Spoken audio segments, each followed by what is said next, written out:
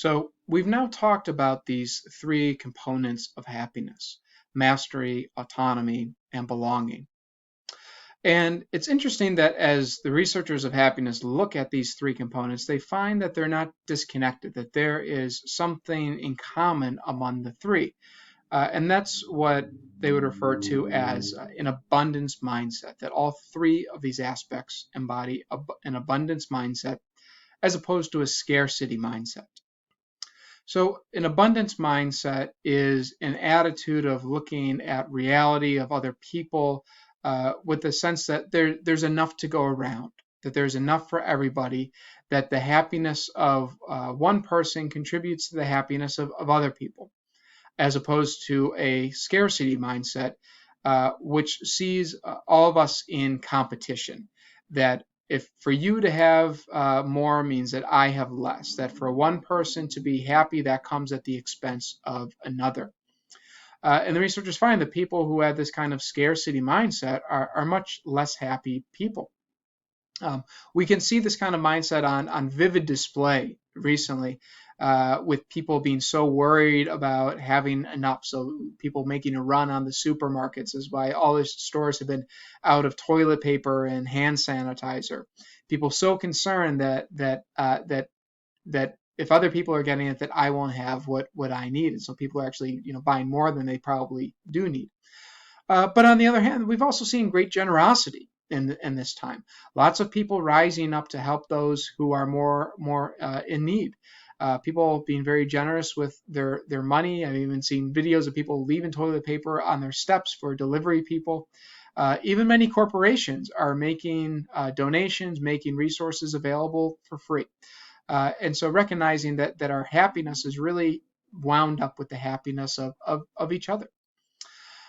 So if we look back into our ancient traditions, we see the importance of this kind of abundance mindset represented there. We can think of Buddhism. The Buddha once said that a person of integrity is grateful and thankful, and so encouraged a number of different meditations focused on cultivating gratitude. In the Christian tradition, Jesus said that I have come that they might have life and have it in abundance.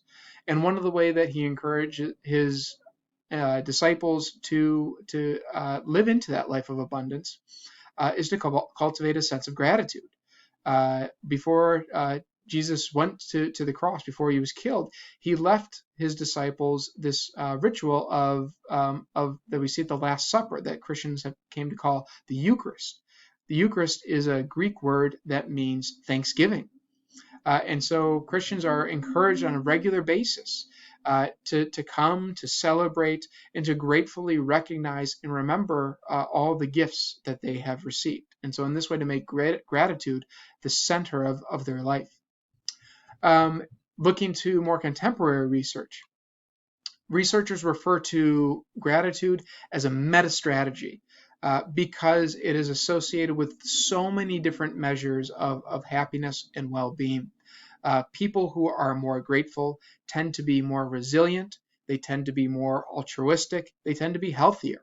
And we could go on and on. There are so many benefits to cultivating this kind of gratitude in one's life. So some suggestions of how you might do that.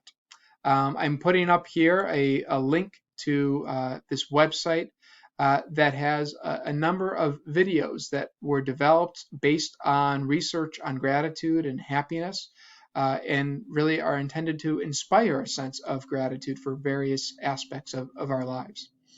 Another thing that you might do is work on a gratitude journal. So this is something you could do.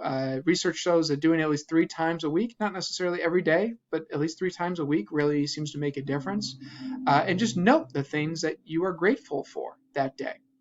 And this can be particularly effective if you look for things that seem to be a bad thing at the time, but then you can find something good in them. So here we are in the midst of this pandemic. Many of us are on lockdown and practicing social distancing. It's disruptive. We can't go to work as we normally do. We can't do many things that we normally do.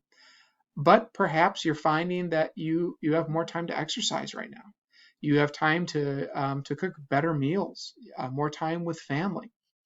And so doing this sort of thing, looking for the positive, looking for something to be grateful for, even in what might seem to be a bad situation, it begins to train our minds so that little by little we find ourselves in this kind of abundance mindset that researchers have found to contribute significantly to our happiness. So a few suggestions, ways that you might try and cultivate this attitude for yourself. So on that note, I'm going to wrap things up here. I want to thank you for your attentiveness. I'm grateful to you for joining in for this presentation. I hope something was beneficial to you in this. If you are interested in pursuing this further, if you'd like to learn some more, this summer, I will be offering an online course at Seton Hall. It's going to run from June 25th to July 22nd, talking about many of these themes and focusing in particular on the Christian tradition and how that relates to human happiness, also working in a lot of the contemporary science that I talked about in these videos. So if you'd like to join, if you'd like to learn more, be very welcome to have you. So again, thank you for being with us, and I wish you peace and health in this very difficult time.